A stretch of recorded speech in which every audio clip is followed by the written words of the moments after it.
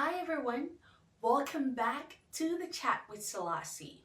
If you tuning into the last episode, then you already know we've been diving deep into some important and personal topics.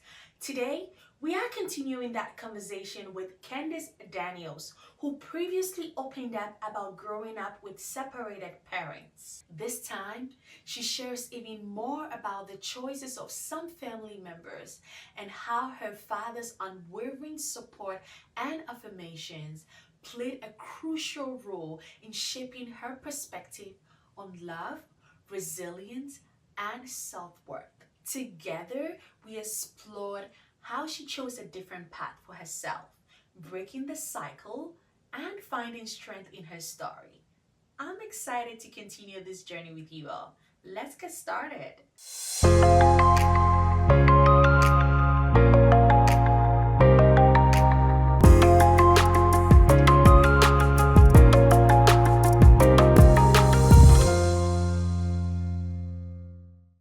With what you went through and with what you saw as a child, I know that you are in therapy, but do you have some things that still like triggers you, or some things that when they happen, you're like when you heard that your mother passed away, she was murdered by a man she was seeing and she had broken up with this man. How did young Candice feel? Because I feel like young Candice will handle it differently and adult Candice will also handle it differently. I feel like, yes, we are one, it's just one of us, but at different points in time, personally, I have to tell little Selassie that, hey, don't worry, I got you. I'm going to protect you from that. Like, Selassie, I'm going to protect you from being forcefully hugged. Nobody's going to hug you in a forceful way. Therefore, I'm going to make sure that you're not in a position that that will happen again. When you heard of the death of your mother, what did it bring up for you? Definitely like some of the things that I had to see her go through when I was younger. For some reason, it's a little part of me was like, you're not safe. But then I don't know why, it's another part of me that knows I'm safe. And so it definitely was about reassuring myself that like, you're safe. Um, yeah, it was just really a big reassurance about that I'm safe. That's like the only thing that really came up in my mind. Your mother's passing was a reassuring that you were safe. I don't get the connection. I think because I trust myself in the decisions that I make with the people that I like choose to connect with. I trust my intuition very well. And so for me, that's why it was reassuring for me. And then on the other end, I have my father here with me. It's one of those things where with the guy who murdered my mother, nobody liked him. We all had a bad feeling about him. We all expressed that to our mother. Um, but it was one of those things that it was just a blind spot for my mom. And I think for me, because I've had to watch my mom go through a lot of things, nobody liked any of the guys my mama ever dated in my life. So that's another thing. Um, is trusting the people that are around you, um, and then also trusting yourself. Because by the time my mother started to feel like something was off, it was too late. But so I feel like that's why it really assured me that I'm safe, because I have to create the safety within myself, and I also have to trust what is built up for me to like just feel safe, which is I have a good community, even if it's just my father, my sister, and my friends. I have people there that can see those things, that can speak into me. If I'm not seeing things straight, I'm not thinking straight, they can see it and point it out for me. But I also have a good intuition. I mean, there's been times where I have dated after my mom's passing, and I just felt like, no, like I wouldn't feel safe with this person. And I was able to just cut it off and move forward. So I was, it's those things. All you felt was empathy and sadness that your mom passed away, or was there any like resentment It was towards it was towards myself more than anything. why? Because my mother and I, we didn't have a bad relationship, but it wasn't the best relationship. Um, I work a lot, and my family knows that about me. They know the type of life that I desire. They also know that I desire to like be able to take care of my mother. They know the dreams that I have, and so a lot of times I don't talk to my family as much as I should, and my mom was one of those people. But it was also too because I used to take care of my mother, so I used to pay the bills, give her money, things of that nature. But our relationship kind of turned into that, to where I felt like I was the parent and my mother was the child, and so I feel like there were things that got in the way of me and my mother actually developing a relationship outside of me providing for her. So therefore, it always put me in a really uncomfortable place to want to connect with my mother, because on one end I'm wanting to connect, but then on the other end you're turning around asking me for money in every single conversation. And it's just frustrating for me because as a child, I just want to be able to talk to my parent, pick up And the be a phone. child. Yeah, but I never had that space with my mother. And so it was just more so resentment on me. I don't know why. I don't have much resentment towards the person that did it to my mother. I don't know why I don't. I just don't. Because at the end of the day, he did what he did, so nothing can bring my mother back. So I just don't. I personally don't feel like having that type of emotion towards him right now. I just don't. But you resented yourself. Do you think that you resented yourself for not being there for her? Yeah, it was definitely because as of much that. as you would have wanted to. Yeah, yeah. Do you feel that if you were there for her, this wouldn't have happened? I mean, absolutely. I feel like if I was more present, Yeah. even leading up to her passing, I think like 2 weeks before she passed away, my sister called me and was like, "Can you go home just to check on mommy?" And I was like, "Yeah." And I was in the process of like trying to book a flight to like planning out my schedule because I had clients. So I was like, I have to move my clients around, but I was like, I'll like within the next 2 weeks, I'll come down there. Yeah. And even then, like my sister and I was also planning on moving my mother to Texas to be with my sister. My sister was in the process of buying a house. So she was like, can you go down there and check up on her, like start helping her That's your older facilitate. sister, the one you're 3 years apart, Yeah. right? Yeah. She was like, can you start going down there helping facilitate like everything so we can like process this move for our mom? So I'm like, yeah, of course. But I mean, it's like a little part of me that wishes, yeah, I was around more because I am the single one. I have no kids. I kind of can just up and leave whenever I can.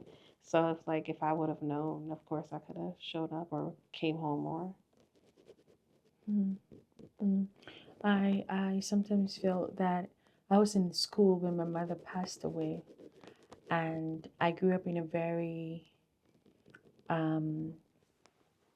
praying family. My family is very prayerful, and I thought that if I was home, I could have prayed for her to, maybe rise up or something. I had that crazy faith that if I was home, I could have prevented a death, or even if she died, I could have prayed for her to come back, or just at my presence, with my presence being there, she wouldn't have died at the first place. And it took me a while to release myself off of that I couldn't have stopped it. Yeah. And from one child that, had like different situations but similar emotions, that guilt of if I was there, things would have been different. I like to pass that on to you, that perhaps it could have been, but perhaps not. Yeah. Yeah. I don't know, when you think about it, you loved your mother the way you knew how to. And Candice also had a life to live. Candice had to work. Candice had to take care of Candice. And like you said, you wanted to be the child, but it sounded like you didn't quite get the opportunity to be the child anytime you had to experience your mom when you became an adult. So it makes sense if the relationship wasn't quite what you hope it would have been, because you're also protecting yourself emotionally, and mentally. You had to be there for yourself. You had to nurture. You had to mother yourself. It sounds like, So I think that you loved your mother, and I think that she did feel loved by you, and I'm sure that she appreciated the help that you were able to give her. May her soul rest in peace. And I would say this to everyone or anyone is that the choices we make, the decisions we make, someone being in our lives or not, is on us, unfortunately. It is on us. If I am from an abusive home, therefore I choose a different path. Whatever I end up being, that path, that is a choice I've made. Because someone can equally be from an abusive home and choose another path, So my heart goes out to you, regarding how your mother passed away. But I really hope that you can release yourself of that guilt, of that feeling, and know that you loved your mother the way you knew how to, with the resources you had. And I can assure you that she did feel loved by you. Yeah. Everybody reassures me of that. I think it's one of those things that I had to learn as I gotten older, that success doesn't, money doesn't always, there's certain values that we place over money. And I think because I've been so focused on accomplishing my goals or getting myself to a certain level, that I did kind of uh, push aside the importance of relationships with family. And I think that's why I like have that guilt.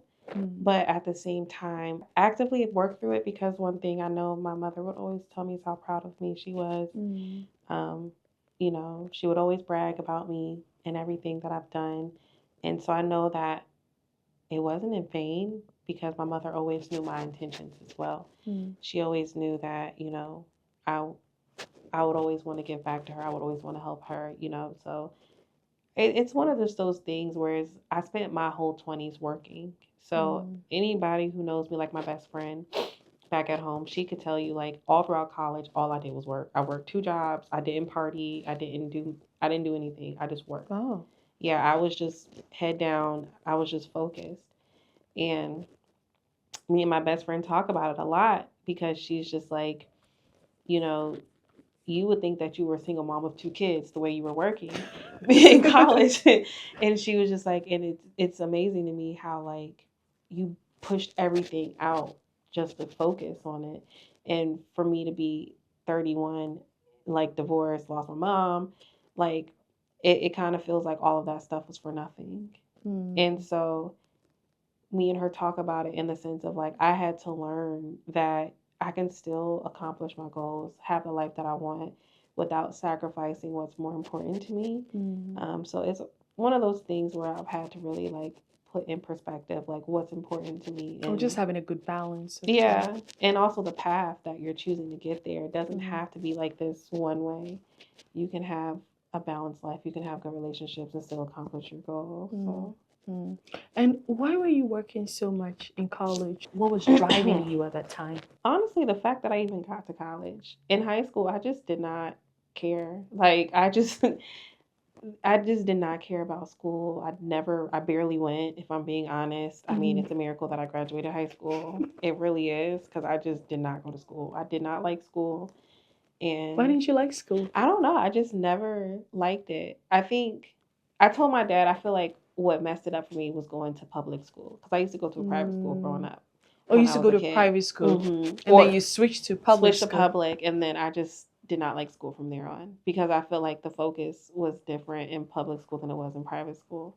And so I just felt like, and then maybe because I felt like I was smarter, so I just didn't feel challenged when I got to public school. Yeah. And so it just kind of carried on. So when I got to high school, I just really didn't care. But when I started dating my ex-husband, fortunately, he was the one that really kind of pushed me to go to school and graduate, go to college, because I didn't even know what I wanted to do. I didn't want to go to college. I really just didn't have anything in mind.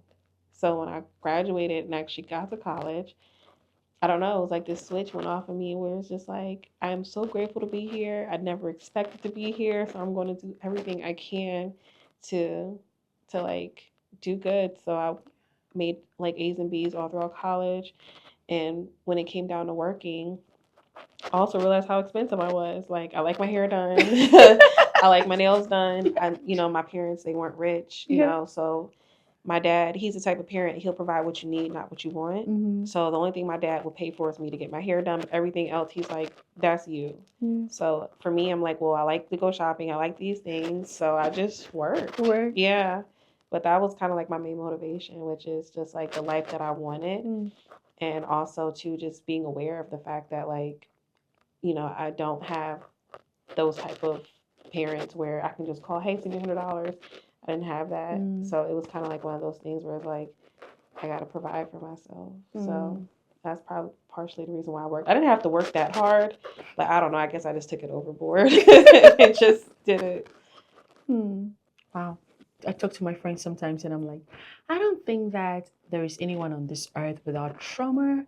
You know, and I keep saying it. If you're out there without trauma, hit me up. Let me know how you grew up. You know, like I want to know the kind of perfect parent you had, the perfect family you came from. Because I feel like we all have some form of trauma, okay? It could be small, it could be big, it could be whatever. There is some form of trauma.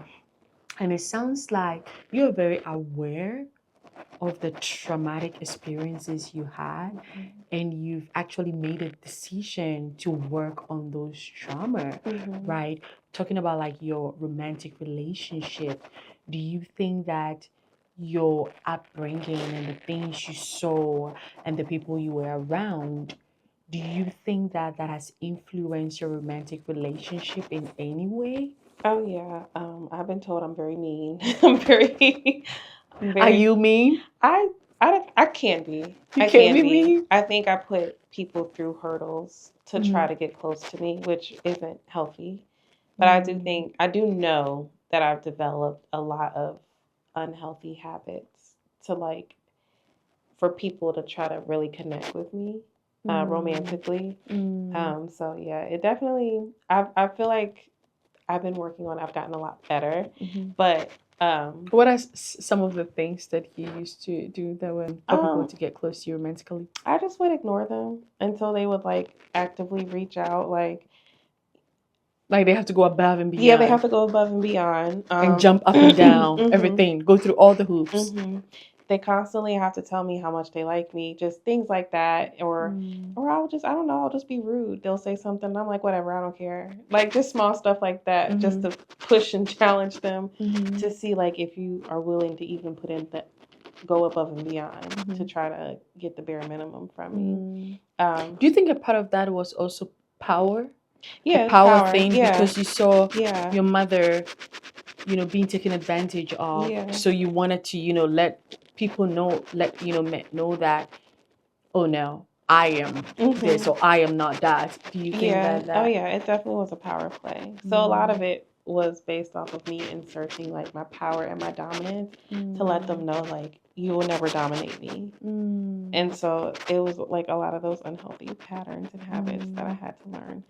Fortunately for me, I've had a lot of men give me feedback, and so one thing about me is I'm very open to listening. So I've listened to all the feedback that I've gotten. But yeah, it definitely impacted me romantically. Yeah. Well, it's great you're working on that. Yeah. I think we are all working on something.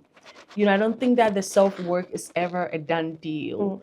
I think that at every stage or every level we are in life, it comes with a new challenge. It comes with something that will require us, you know, working on ourselves in that particular, area. So yeah, I mean, my old therapist told me that when I start dating, I have to be very mindful of the fact that I will be dating from the place that I left off when I was last single. And so when I was single, I was 16 years old. And when I got divorced, I think I was 28. So she was like, you're going to have to keep in mind that you will approach dating from a 16-year-old perspective. And you have to give yourself time to be able to approach it from a 28, 29-year-old perspective. And so when she told me that, it allowed me to just not put pressure on myself and just exist. So even, yes, I was mean, but I was coming from a 16-year-old mindset. 16 years old, I had already been through so much stuff. I already seen my mom go through a lot of things. Because my marriage wasn't bad. So I didn't have a horrible marriage. So it's not like I'm approaching dating from the sense of like, oh, my marriage was so terrible. I wasn't coming from that space, but I was coming from a broken 16-year-old place, which is why I felt the need to make men go through all these hoops and hurdles because on one end, I was scared, you know.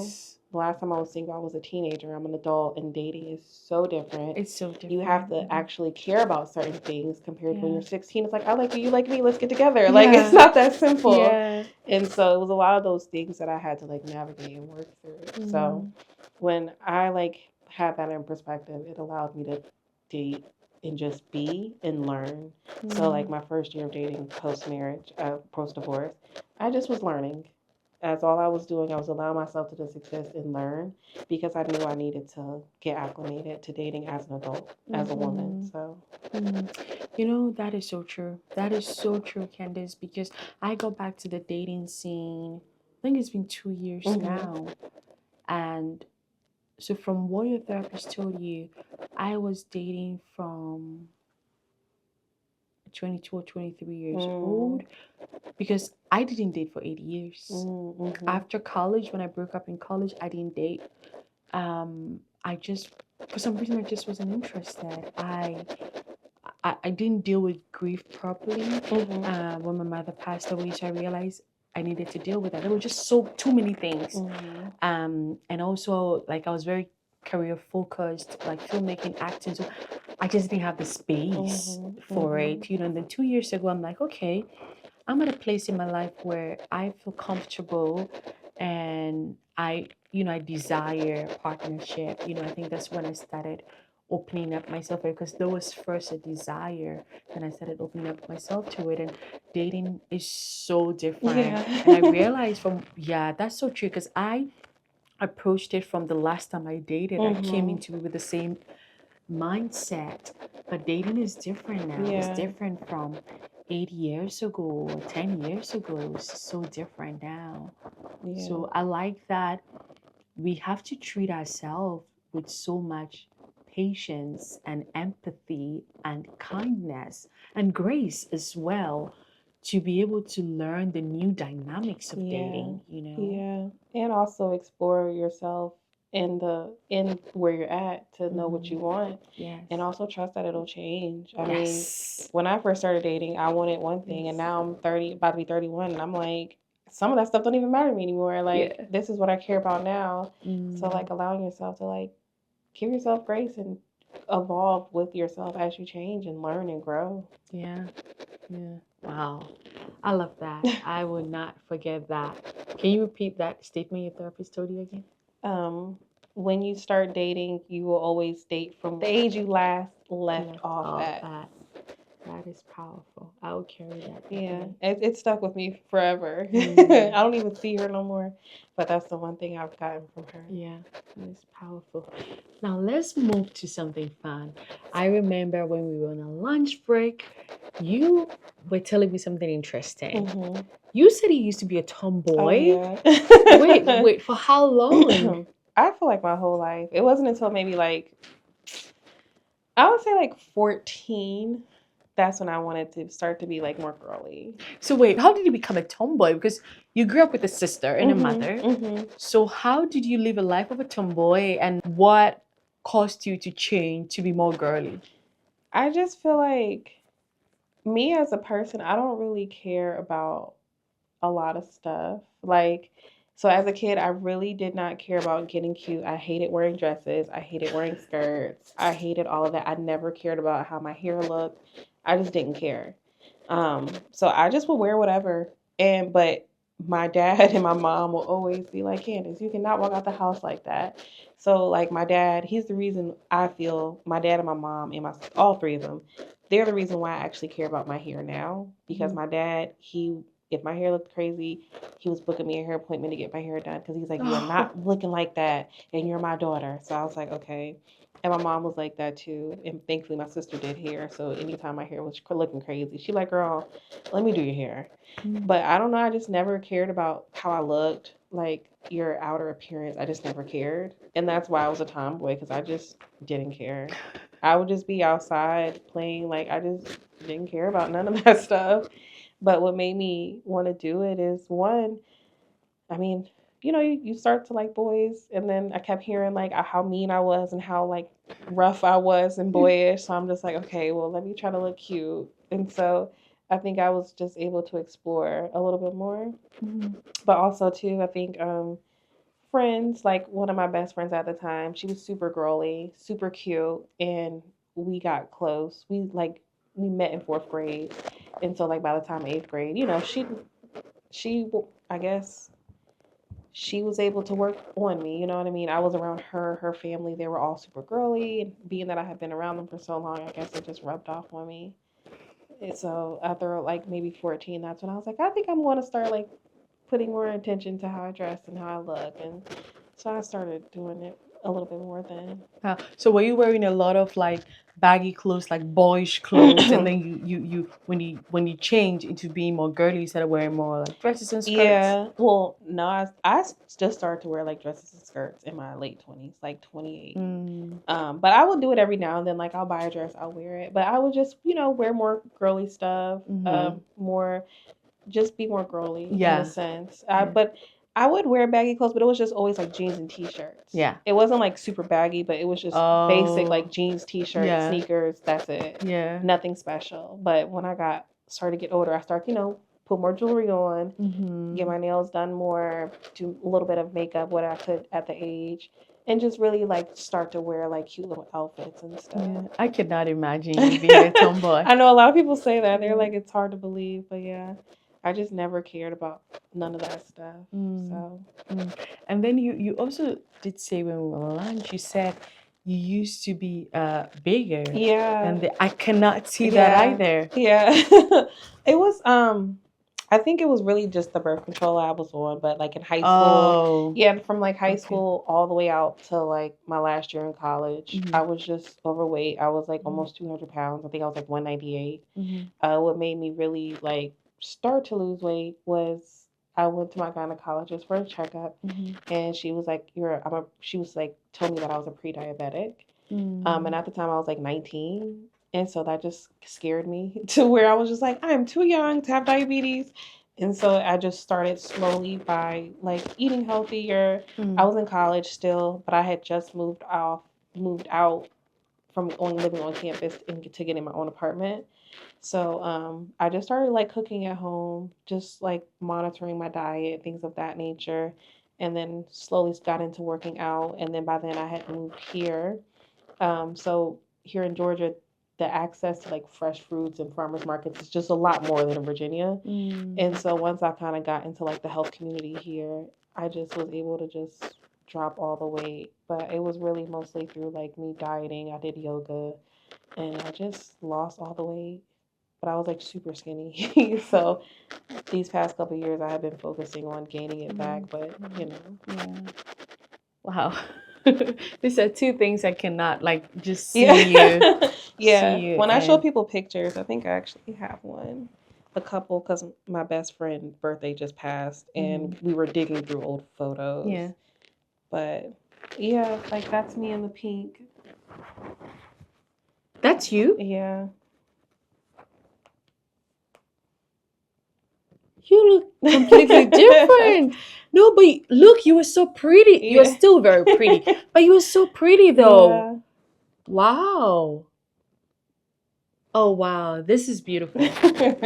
This is beautiful. Wow. But the way you said you were, I wouldn't call that overweight though. Well, I guess for my body size, it was. But to me, I was like, if I was about to have diabetes, and it was bad, like my feet were swollen, like and stuff like that, because I was a server at the time. So like I would get off work and my feet would just be swelled up. So it was just really bad. But it wasn't like overweight, but I guess for my body size, it was just big enough. Do you find moments in your adult's life where the young Candice or little Candice wants to be in the driver's seat? I find moments in my life like that, and I have to like let her know that no, I'm in charge. Do you find moments like that in your life? Yeah, I honestly feel like the past 2 years, me and her have been fighting because it's been a lot of changes, and so a lot of it was fear on like what's going on, like I don't know what's going on, and so I'm constantly having to remind myself that that like you've put in the work to get to where you're at, and the stuff that you were worried about, like the basics, like money, things of that nature, you have the power and the control to like dictate the outcome you want. And so you have to trust yourself. So it's a two-part thing where it really is confident. I think as a young woman, I really wasn't confident in my abilities. And so I'm having to constantly reassure that little girl in me that you're smart enough, you can do it. And on the other end, it's like you also have to trust in everything that's what's going on and know that it'll work out in your favor and to not worry because you've came way too far. And so it is a lot of reassurance that I have to go through with myself, especially in these past 2 years. I love that you reassure yourself. I love that you don't wait on people to reassure you. I mean, that also has its place, right? Yeah. But I think that it is very empowering when one can reassure themselves. Yeah, I've learned that I've had to because of multiple factors, but I think because like for example, my friends here in Georgia, they see me as like this person who just got it all together, figured out, and so it's like I can't really look at them for reassurance because in their head they probably don't feel like I even need it. So it's one of those things where being that I'm here and I have no family, it's one of those things where I have no choice but to reassure myself because if I really want to continue to keep going, then it's like you have to learn how to like be your biggest supporter here so that way you can keep navigating. But my friends back at home, of course, they do an amazing job at reaffirming me because, you know, they've been with me from the beginning. So they understand the process. Yeah. They don't see the finished product. So it makes it's helpful. Do you think you allow yourself not to be strong sometimes? Because I'm hearing a lot of strength and I feel that you are such a strong, not just woman, but person, right? Do you allow yourself to break down sometimes? Do you allow yourself not to be strong? Recently I have.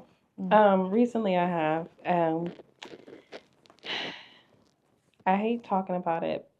I hate saying the word, but because it's like a social media thing, but in the sense of femininity and trying to be more feminine, I have learned that softness is a strength in itself as well. And so by me giving myself space to just break down and just be, it's also very empowering because it reminds me that as much as I love being independent, you can't do everything on your own. And it's even down the small things, like I say, like I'll pay my hairstyles to take care of my hair. It's not a burden that I'm going to take on myself. So like also being aware of how to spread it out in other areas of my life. So even with business, I've learned to hire a business coach instead of trying to figure it all out myself. You know, call in the things that you need to give support instead of trying to be strong and carry it all on your own. So I'm learning how to dismantle the strength at all times and just allow myself to be. And it's nice. It is nice. Yeah, I feel like I can breathe. Candice, I'm so proud of you. I'm so proud of you. I'm so proud of your journey. I'm so proud of your growth, Thank you. And I hope that you continue to grow in your journey. I hope that you continue to like open yourself up to more experiences. I hope that you allow yourself to break down more when you need to break down. Yeah. And I hope that you can also continue to find people who will support you and be your anchor. Yeah. Because sometimes when we have anchors, when we have people to fall back, when we have people to hold us, then we can break down, right? But when we don't have people to hold us, then how are we going to break down? Because as you're breaking down, you're just going to fall. Yeah. Right, and crumble. And sometimes that's okay too. Yeah. Sometimes that's okay too. Yeah. And one thing one of my clients told me was about when it comes to building community is that you have to know yourself to a certain extent to get the community that you really need. Yes. That will serve you well too. Yeah. And so I keep that in mind when it comes to like this chapter moving forward is that I've been able to put in enough work within myself Mhm. to know how to attract the community that I need to continue to uplift me. Mhm. I think because I don't really have that much community here in Georgia, but I have it back at home, it's definitely helpful in order for me to like continue to move forward in this next chapter of my life in terms of like getting that community that can really uphold and help me in this next chapter. So I feel like it's coming. It is So coming. I'm just allowing myself to be open to it as well and working through that with myself. I'm proud of you. Thank you. I'm proud of you, and thank you so much for sharing your journey with us. Because talking about childhood, it can be a lot, and it can bring a lot of things up. And our goal was to hold space for you and to make this place feel safe. So maybe in a little small ways, you felt that here. And I'm guessing that you may have felt that that's why you were able to open up. And I hope that when people listen to your story, it will impact them, it will inspire them, and it will also reassure them that the fact that you are from a certain kind of home doesn't mean you will turn up in a way that the statistics saying that, oh, this is how you turn up, or society says if you're from this home, then this is how you turn up. You can choose a different path, and you have let us know that that is very possible. So thank you. Thank you. What would you tell someone out there who perhaps is currently in a situation in a home where there's a lot of abuse in any form at all? There's alcoholism, or it's just not a healthy family system. Someone who is going through it and someone who has already gone through it. What would you share with them? Something that you think has helped you on your journey. What would you? This is your Candice. I would say that you have a choice, and in order to get to where you want to go or get the life that you desire, it all comes down to actively choosing every day, whether it's to choose to be positive, whether it's to choose to just have enough strength to get through the day. It all comes down to making an active choice that will help lead you closer to the life that you desire. And no small step is unturned. Like everything adds up to the bigger picture, but it all starts with actively choosing to commit to that path. So it's all within the choices that you make. Thank you, Candice. Just like the game we played in the other episode with you, I'm going to ask you a question and then you get to ask me. Did you feel loved as a child? And what did love look like to you? I felt love, but not to the fullest extent, I could say. I feel like I got half loved. um, yeah. And what was the second question? I'm sorry. What does love look like to you? I will say that love looks like to me is creating space for the person to be who they are unapologetically and accepting that. And I think just actively being open to like that person's evolution. To me, that's what love is. I think love is not forceful. It doesn't try to contain you. I feel like love really just lets you be and exist. And I'm going to ask you a third question, just because it is a chat with Selassie. When you say that you feel you were half loved, what does that mean? I feel like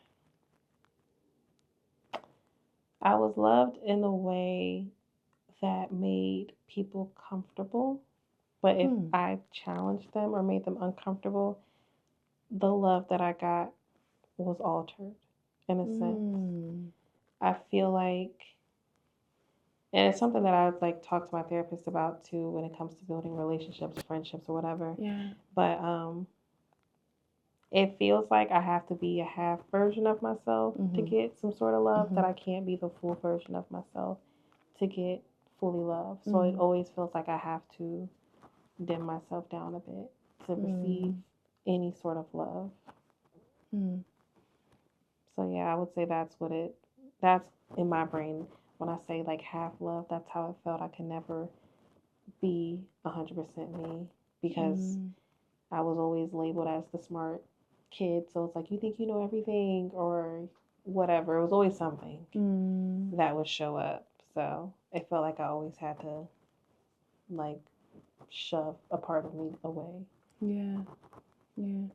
Well, Candice, I hope that you will allow yourself to be free and be yourself, and also believe that when you're 100% yourself, you attract your tribe. Yeah. You attract your tribe that will be there with you, will be through it, will go through it with you. So I hope that you will get to a place where you'll find peace in being your true self, your authentic self, without the fear of losing friendships or without the fear of the love you're getting from people being altered. And when you are on that journey, you're going to find your tribe. Yeah, I agree. You're going to find your tribe. I'm claiming that. Amen. Yes. Amen. Well, thank you so much, Candice. Yes. Thank you so much for your time. Yes. It is always wonderful talking to you. Yes, you too. I enjoyed it. Thank you. Okay. This was a lovely episode, right? I definitely enjoyed it. It was a lot, but it was also fun. If you're out there and you've gone through, if you've had like a challenging childhood or a tough childhood or a childhood that perhaps is not what you wanted, give yourself some grace and give your parent, your caregiver some grace, because a lot of the times, people cannot give you what they don't have, right? So if they are not healthy themselves, they cannot give you a healthy upbringing. And if you're currently going through it, or you're going through any form of abuse or anything at all, I hope that you'll be able to find a support system, something that makes you feel safe, like a safe place.